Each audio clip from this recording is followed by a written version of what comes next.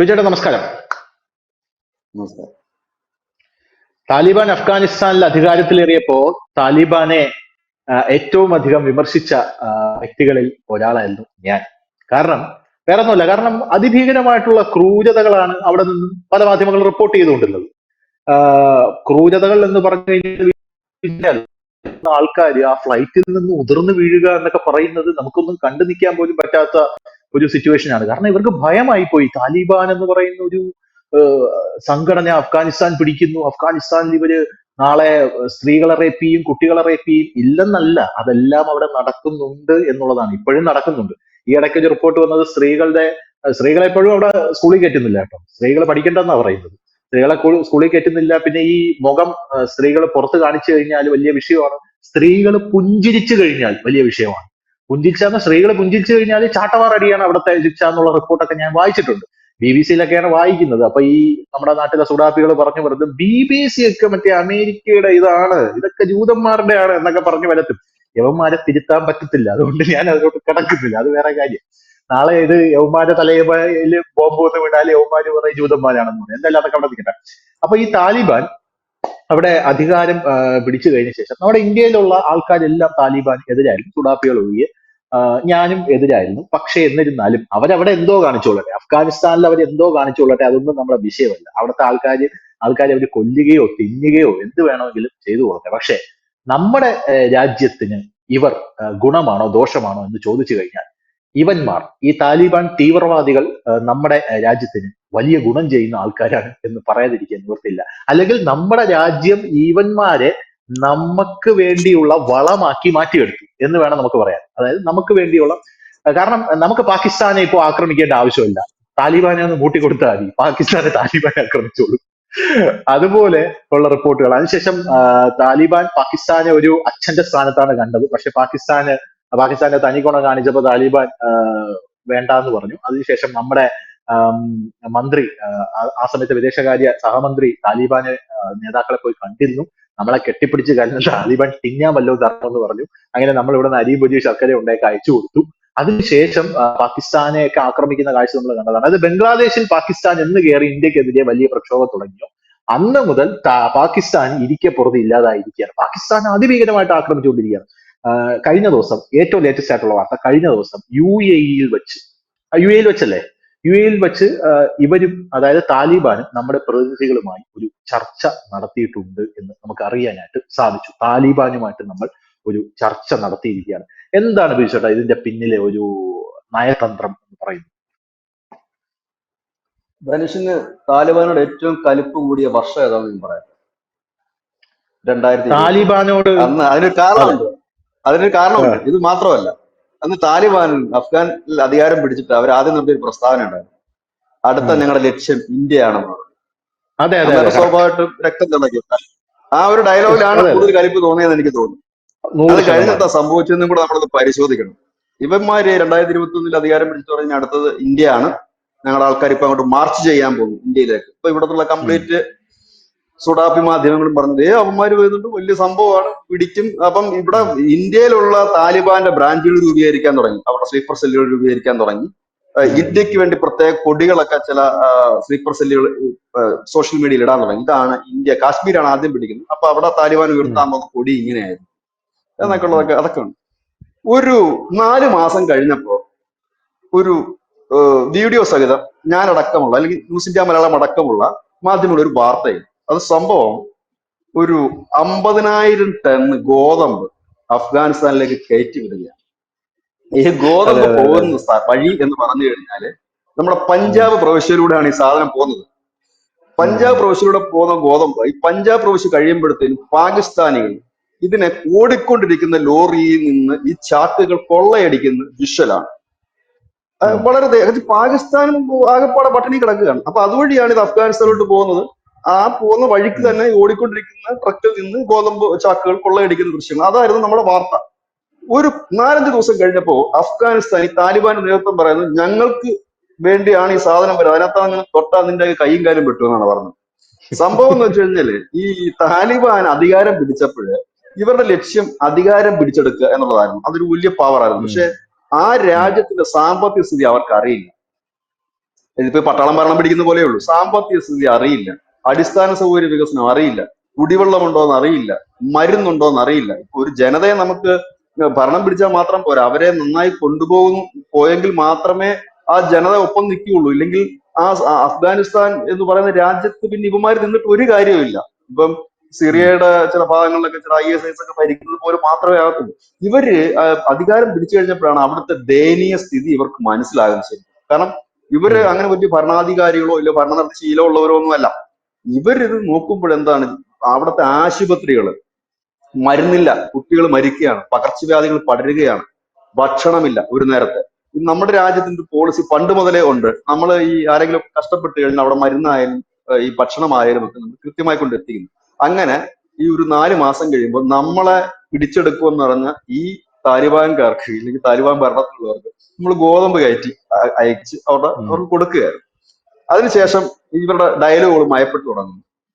അവിടുത്തെ പിന്നെ ഇവരുടെ ശ്രദ്ധ മുഴുവൻ കാരണം ഈ കിഴക്കൻ ഏഷ്യയുടെ ഒരു പ്രത്യേകത വെച്ചാൽ ഇന്ത്യയുടെ ഒരു പ്രത്യേകത, നമ്മുടെ അയൽപക്കത്ത് കിടക്കുന്ന രാജ്യങ്ങളെല്ലാം നമ്മളെ സ്നേഹിക്കുന്നതിന്റെ ഒരു കാരണം തന്നെ നമ്മളുടെ ഈ ഭക്ഷണവും മരുന്നും ഈ പെട്ടെന്ന് തന്നെ നമ്മളങ്ങനെ ഇപ്പൊ ശ്രീലങ്കയിൽ ഇഷ്യൂ ഉണ്ടായാലും നമ്മൾ അതിനു വേണ്ടിയിട്ട് ഒരു 10 ദിവസം ചർച്ച നടത്തുകയോ ഇല്ല പ്രമേയം പാസ്സാക്കുകയോ ഒന്നുമല്ല ചെയ്യുന്നത്.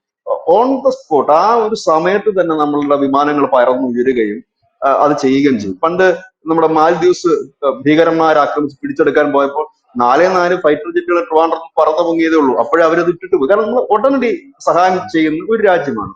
അത് കഴിഞ്ഞപ്പോഴത്തേക്കും ഈ താലിബാന്റെ ഭാഗത്തുനിന്ന് സ്റ്റേറ്റ്മെന്റ് അവർ പറഞ്ഞത്, പാർലമെന്റ് കെട്ടിത്തന്ന ഇന്ത്യയാണ്, ഞങ്ങളിപ്പോ ഇരിക്കുന്ന ഈ പാർലമെന്റ് പണിത് തന്ന ഇന്ത്യയാണ്, ഇന്ത്യയാണ് ഇവിടുത്തെ പല കാര്യങ്ങളും റോഡ് പണിയൊക്കെ ചെയ്തുകൊണ്ടിരിക്കുന്നത്, അതുകൊണ്ട് നിങ്ങൾ അത് പൂർത്തിയാക്കണം എന്ന് പറഞ്ഞ് നമ്മളുമായി ചർച്ചയായി. നമ്മളും ചർച്ച നടത്തുന്നുണ്ടായിരുന്നു. നമ്മുടെ ജോയിന്റ് സെക്രട്ടറി തല ചർച്ചകളായിരുന്നു നടത്തിയത്. ബാക്ക്ഡോർ നയതന്ത്രമെന്നാണ് നമ്മൾ അതിനെ പറയുന്നത്. ജോയിന്റ് തല ചർച്ചകൾ മാസത്തിൽ 2 തവണയും 2 മാസം കൂടുമ്പോഴൊക്കെ നടന്നു. പക്ഷെ കഴിഞ്ഞ ദിവസം നടന്നത് നമ്മുടെ വിദേശകാര്യ സെക്രട്ടറി വിക്രം മിസ്ട്രി, ഈ വിക്രം മിസ്ട്രി ആയിരുന്നു കഴിഞ്ഞ മാസം ബംഗ്ലാദേശിൽ പോയി ബംഗ്ലാദേശുമായിട്ട് ചർച്ച നടത്തി. വിദേശകാര്യ സെക്രട്ടറി പോകുക എന്ന് പറഞ്ഞു കഴിഞ്ഞാൽ നമ്മുടെ ഒരു വലിയ പവറാണ്. ഒരു രാജ്യത്തിന്റെ വിദേശകാര്യ സെക്രട്ടറി ഒഫീഷ്യലായിട്ട് തന്നെയാണ് പോകുന്നത്. നമ്മുടെ സംസ്ഥാനത്തിന്റെ ചീഫ് സെക്രട്ടറി പറയുന്നത് പോലൊക്കെ തന്നെയുള്ള ഒരു രാജ്യത്തിന്റെ ഒരു മിനിസ്ട്രി പോകും. വിക്രം മിസ്ട്രി അവിടെ പോയിട്ട് ഈ അഫ്ഗാനിസ്ഥാന്റെ വിദേശകാര്യ മന്ത്രിയുണ്ട്, ആ മന്ത്രി മൗലവി അമീർ ഖാൻ മുത്താഖി എന്ന് പറയുന്ന ഈ മന്ത്രിയുമായി ചർച്ച നടന്നു. ചർച്ച നടന്ന സ്ഥലം UAE ആണ്. അപ്പൊ എന്തുകൊണ്ടാണ് UAE ചർച്ച നടക്കാൻ കാരണം എന്ന് ചോദിച്ചാൽ, താലിബാനുമായിട്ട് പിന്നെ ഇന്ത്യയുമായിട്ട് അടുത്ത സൗഹൃദം പുലർത്തുന്ന ഒരു രാജ്യമാണ് UAE. ഇന്ത്യയുമായിട്ട് ഈ താലിബാൻ ഈ ഗോതമ്പിന്റെയും അരിയുടെയും കാര്യം ചർച്ച ചെയ്തത് ഇതുവഴിയാണ്, UAE വഴിയാണ്. UAE-യിലാണ് താലിബാൻ ബന്ധപ്പെടുന്നത്, UAE വഴിയാണ് ഈ സഹായം അഭ്യർത്ഥിക്കുന്നതൊക്കെ. കാരണം നേരിട്ട് നമ്മുടെ അടുത്ത് പറയാൻ ഇവർക്ക് ഓപ്ഷൻ ഒന്നുമില്ല. കാരണം നമ്മൾ ഇതുവരെ ഈ ഭരണകൂടത്തെ അംഗീകരിച്ചിട്ടില്ല. നമ്മൾ മാത്രമല്ല പല മുമ്പൻ ലോക രാജ്യങ്ങളും താലിബാൻ ഭരണകൂടത്തെ അംഗീകരിച്ചിട്ടില്ല. ഇവന്മാര് നിരന്തരം UAE ആണ്. നമുക്ക് UAE-യുമായിട്ട് വലിയ കണക്ഷനാണ്. അറബ് രാജ്യങ്ങളിൽ UAE-യുമായിട്ട് വളരെ അധികം കണക്ഷൻസ് ഉള്ള ഒരു രാജ്യമാണ്. അപ്പൊ UAE-യിൽ ചെന്നിട്ട് ഇവന്മാര് പറയുന്നു, അവിടുത്തെ ഭരണാധികാരികളാണ് പറയുന്നത് അവന്മാരിങ്ങനെ പട്ടിണിയും പരിവട്ടത്തിലൊക്കെയാണ് എന്തെങ്കിലും ചെയ്തേ പറ്റൂ. കാരണം UAE-ക്ക് അവർക്ക് നൽകാനുള്ള വലിയ ഭക്ഷ്യ മിച്ചമൊന്നും അവരുടെ കയ്യിലില്ല. അങ്ങനെയാണ് അടുക്കുന്നത്. അങ്ങനെ UAE ആണ് ഇതിനൊരു വേദി ഒരുക്കിക്കൊണ്ട് ഒഫീഷ്യൽ ഇതുവരെ നടന്നതൊക്കെ ജോയിന്റ് സെക്രട്ടറി തല ചർച്ചകളായിരുന്നു. അത് ബാക്ക്ഡോർ ആയിരുന്നെങ്കിൽ ഇത് അങ്ങനെ ബാക്ക്ഡോർ വേണ്ട, ഒഫീഷ്യലായിട്ട് തന്നെ നടക്കട്ടെ കാര്യങ്ങൾ എന്ന് പറയുന്നു. അപ്പൊ തോന്നുന്നത് 2 ദിവസം മുമ്പായിരുന്നു നടന്നത്, ജനുവരി 8 ആണെന്ന് തോന്നുന്നു. അപ്പൊ ഇത് സ്വാഭാവികമായിട്ടും ഈ 2 രാജ്യങ്ങൾ തമ്മിൽ ഒരു ഡയലോഗ്സ് നടക്കുന്നു എന്നുള്ള വിവരം അങ്ങനെ സ്വാഭാവികമായിട്ടും മാധ്യമങ്ങൾ നൽകും ഈ നടക്കാൻ പോകും. അതിന്റെ തലേ ദിവസമാണെന്ന് തോന്നുന്നു പാകിസ്ഥാൻ അഫ്ഗാനിസ്ഥാൻ കടന്നു കയറി ഒരു വ്യോമാക്രമണം നടത്തി. അവരുടെ 7 ഗ്രാമങ്ങളിൽ ഭയങ്കരമായ ബോംബിംഗ് നടത്തിയ ഒരു സംഭവം. അതിന് എന്താന്ന് വെച്ചാൽ പാകിസ്ഥാൻ ഭയന്നിട്ട് അഫ്ഗാനിസ്ഥാൻ ഒരു മുന്നറിയിപ്പ് കൊടുക്കാനായിരുന്നു ആ നടത്തിയ അറ്റാക്ക് എന്നാണ് മനസ്സിലാകുന്നത്. ഈ ആക്രമണം നടന്നതിന്റെ അതിന്റെ പിറ്റേ ദിവസമാണ് ഈ ഇന്ത്യ ഒഫീഷ്യലായിട്ട് ഈ താലിബാന്റെ മുത്താഖിയുമായിട്ട് ചർച്ച നടത്തുന്നത്. അപ്പോ ചർച്ച നടക്കുമ്പോൾ അതിനകത്ത് കുറെ കാര്യങ്ങൾ അവർ പറയുന്നുണ്ട്. കാരണം അവരുടെ ഒരു വലിയ ആവശ്യം എന്ന് വെച്ചാൽ തകർന്നു തരിപ്പണമായി കിടക്കുന്ന അഫ്ഗാനിസ്ഥാനിൽ ഇന്ത്യ തുടങ്ങി വെച്ച പല കാര്യങ്ങളും മുമ്പോട്ട് പൂർത്തിയാക്കി തരണം എന്നാണ് ഒന്നാമത്തെ കാര്യം. അതിൽ അവർ ഏറ്റവും ഇമ്പോർട്ടന്റ് ആയിട്ട് പറയുന്ന ആരോഗ്യരംഗം. ഇപ്പൊ നമ്മൾ ആഗോള ഫാർമസി വിശേഷിപ്പിക്കപ്പെടുന്ന ഇന്ത്യ.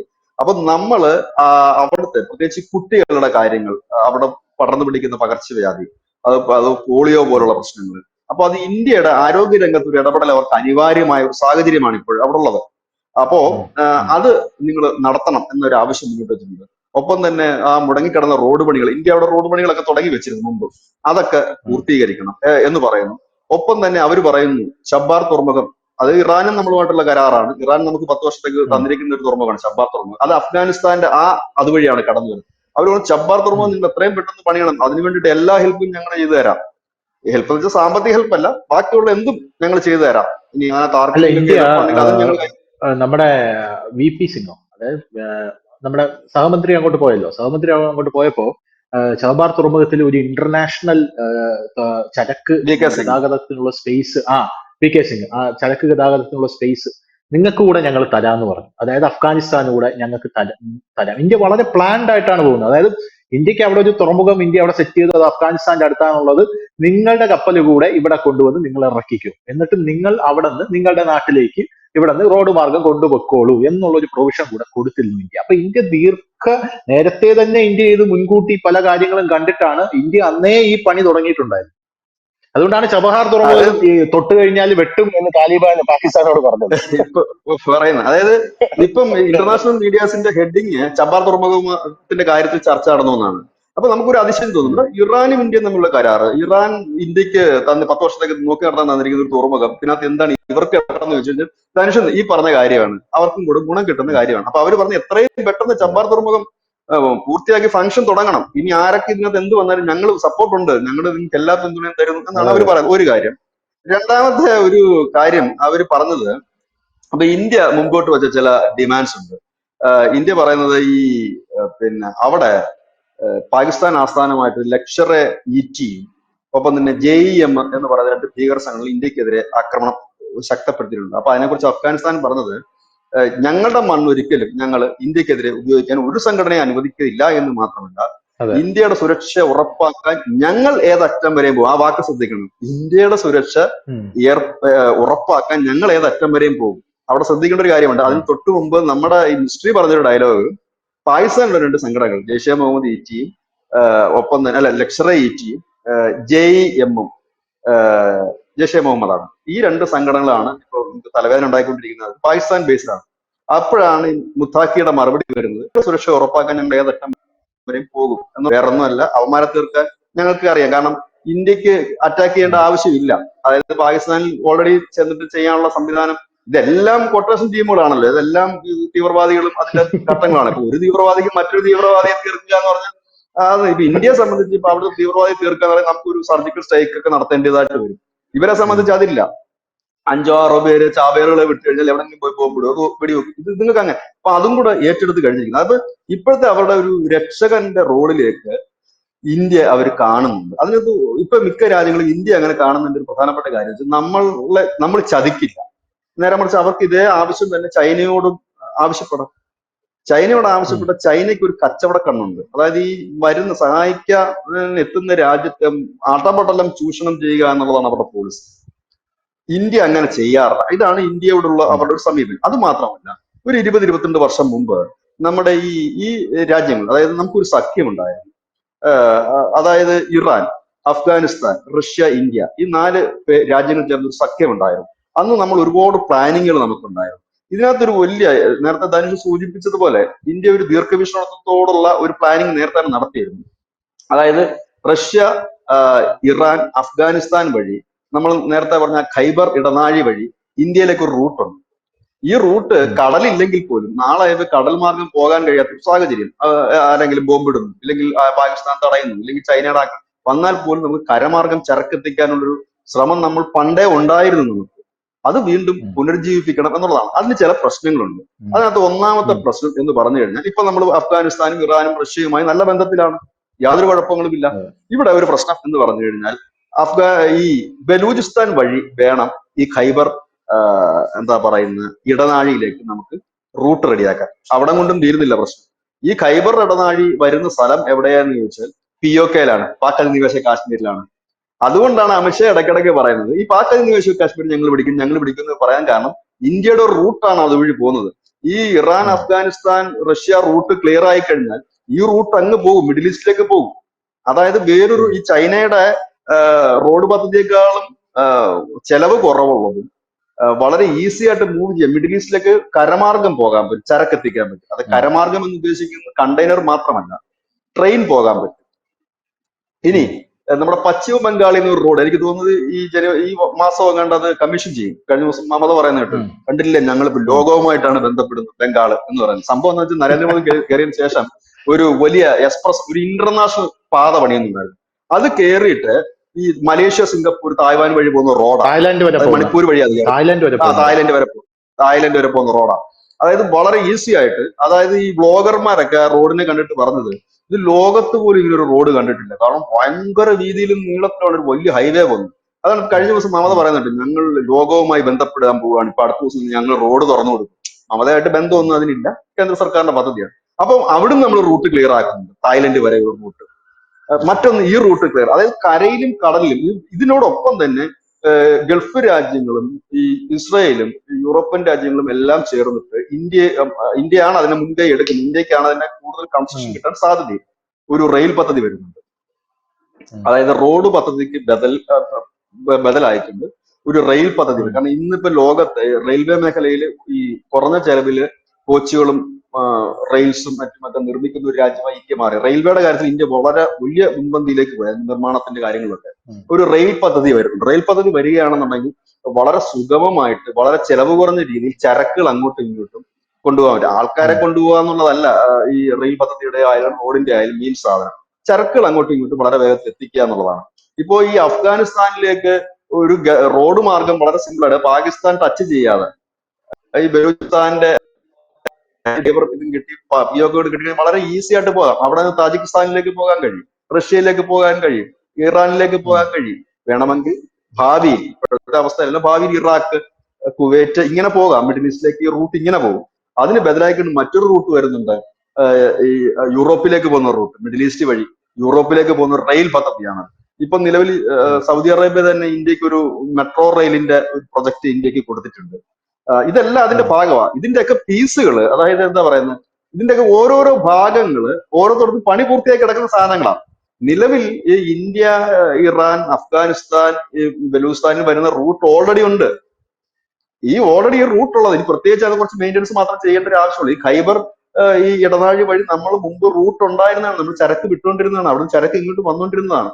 അതിപ്പോ ബ്ലോക്ക് ആയി എന്ന് മാത്രമേ, ബ്ലോക്ക് മാറ്റുക എന്ന ഒറ്റ കാര്യമേ ഉള്ളൂ. അതായത് ഈ 4 ഭാഗം ഞാൻ പറഞ്ഞില്ല, നമ്മുടെ രാജ്യത്ത് നിന്ന് ഇപ്പൊ ഏത് രാജ്യത്തേക്കും ഏത് മാർഗത്തിലൂടെ വളരെ എളുപ്പം സഞ്ചരിക്കാവുന്ന നിലയിലേക്ക് മാറിക്കഴിഞ്ഞിരിക്കുന്നു എന്നുള്ളതാണ്. ഇവിടെയാണ് ഈ താലിബാനുമായിട്ട് നമ്മൾ ഇനിയിപ്പോ ഇതിന്റെ വളരെ ഒരു സാധാരണക്കാരന്റെ ഒരു ലോജിക്കിൽ ചിന്തിച്ചു കഴിഞ്ഞാല്, ഇന്ത്യയെ സംബന്ധിച്ച് ഇന്ത്യക്ക് ഇപ്പൊ കൈക്കിട്ടിരിക്കുന്ന 2 ഒന്നാം നമ്പർ സംഘങ്ങളാണ്. ഒന്ന് ഈ പറയുന്ന അഫ്ഗാൻ ഭരണകൂടമായാലും അരക്കൻ ആർമി ആയാലും. കാരണം ഈ നമ്മുടെ സഹായം ഇല്ലാതെ നിങ്ങൾക്ക് മുമ്പോട്ട് പോകാൻ കഴിയില്ല. നമ്മൾ പറയുന്നതൊക്കെ ഇവന്മാര് കേൾക്കുകയും ചെയ്യും. അത് എത്ര നാളത്തേക്ക് ആകും എന്നറിയില്ല.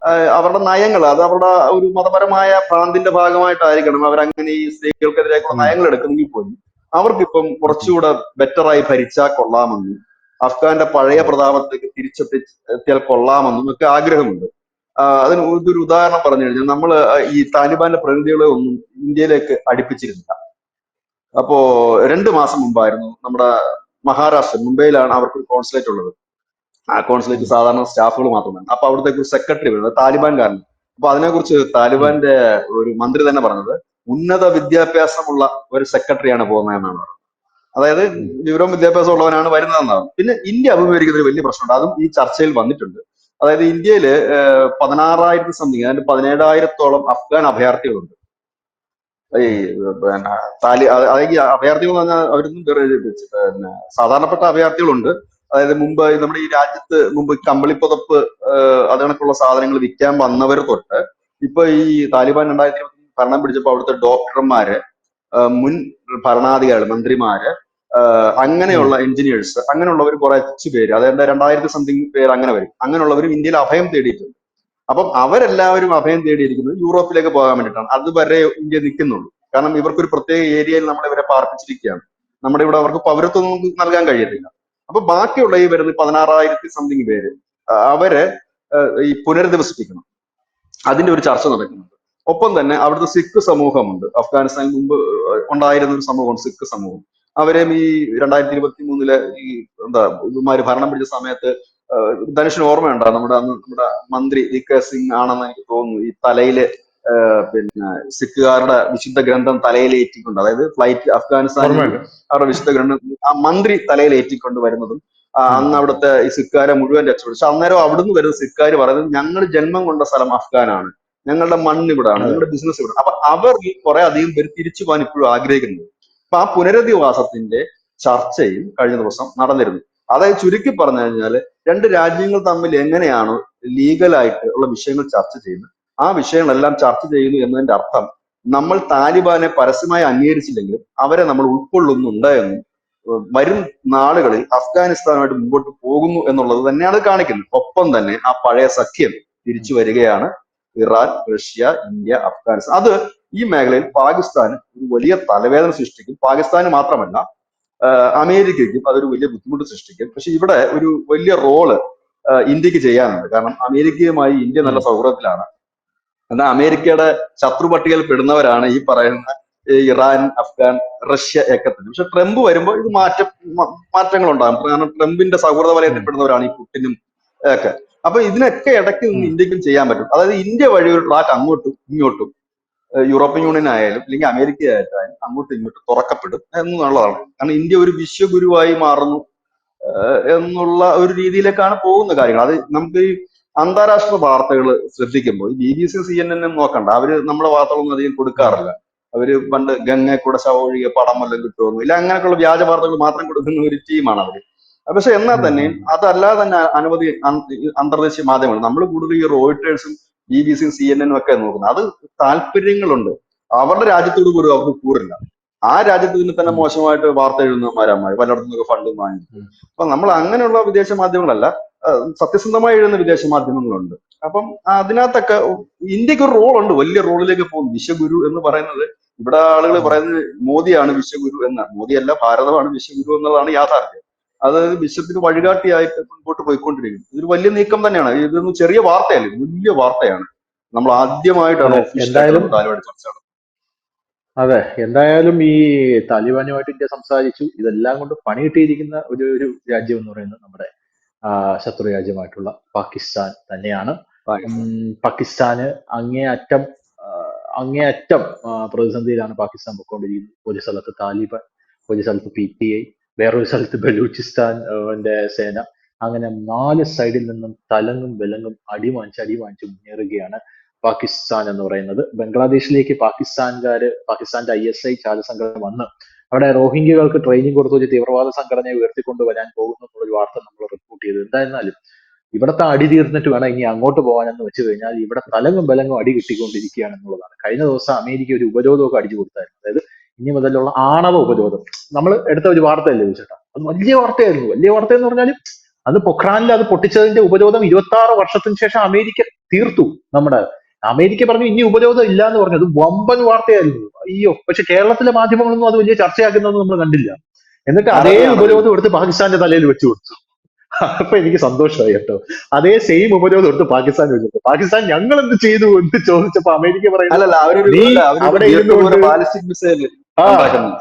നീ അവിടെ ഇരുന്ന് ഞങ്ങളെ ഫോക്കസ് ചെയ്ത് ഒരു മിസൈൽ ഉണ്ടാക്കുന്നില്ല, അതുകൊണ്ടാണ് നിനക്ക് ഈ ഉപരോധം എന്ന് പറയുന്നത്. അതുകൂടെ വന്നു കഴിഞ്ഞപ്പോ സത്യം പറഞ്ഞാൽ പാകിസ്ഥാന് അടപടലം പെടുന്ന ഇനി ആ ഒരു ആണവ ഒരു മിസൈൽ പോലും പുറത്തെടുക്കാൻ പറ്റാത്ത ഒരു അവസ്ഥയായി പോയി പാകിസ്ഥാൻ. അതേസമയം ഇന്ത്യ ഉയർന്നുകൊണ്ടേയിരിക്കുകയാണ്. പാകിസ്ഥാന്റെ കാര്യം കഷ്ടത്തിലോട്ട് പോവുകയാണ്. അതിന്റെ ഇടയിലൂടെയാണ് താലിബാനെ വെച്ചുകൊണ്ട് ഇന്ത്യ പലതും ഓപ്പറേറ്റ് ചെയ്തു. വരും ദിവസങ്ങളിൽ അറിയാം എന്തൊക്കെയാണ് ഇതിന്റെ അലയൊലികൾ എന്നുള്ളത്. ഇന്ത്യ അവസാനം ബംഗ്ലാദേശിനെ പോലെ പാകിസ്ഥാൻ അവസാനം ബംഗ്ലാദേശിനെ പോലെ ഇന്ത്യയുടെ കാൽക്കൽ തന്നെ 100% വരും. ആ ദിവസത്തിനായിട്ട് നമുക്ക് വെയിറ്റ് ചെയ്യാം. താങ്ക് യു ചേട്ടാ, താങ്ക് യു സോ മച്ച്.